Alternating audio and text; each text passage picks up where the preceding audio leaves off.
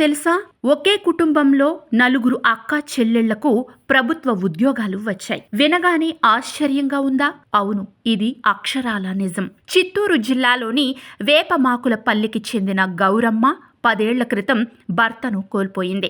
రోజు కూలి పనులు చేస్తూ కష్టాలు పడుతూ కూతుళ్లను చదివించింది. ఆ తల్లి త్యాగానికి ఫలితంగా పెద్ద కూతురు వీణ 2014లో కానిస్టేబుల్ అయింది. వాణి 2016లో ఎస్జిటి టీచర్గా ఎంపికైంది. ఇక వనజాక్షి ఇటీవల జరిగిన కానిస్టేబుల్ పరీక్షలో అర్హత సాధించగా, శిరీష తాజాగా డిఎస్సిలో టీచర్గా సెలెక్ట్ అయింది.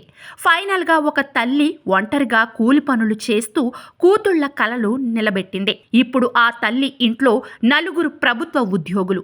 ఇది కేవలం ఒక విజయగాథ కాదు. ఇది ప్రతి తల్లికి, ప్రతి విద్యార్థికి ఒక సందేశం. డబ్బు లేకపోవడం ఓటమి కాదు, పట్టుదల లేకపోవడమే ఓటమి. మరింకెందుకు ఆలస్యం?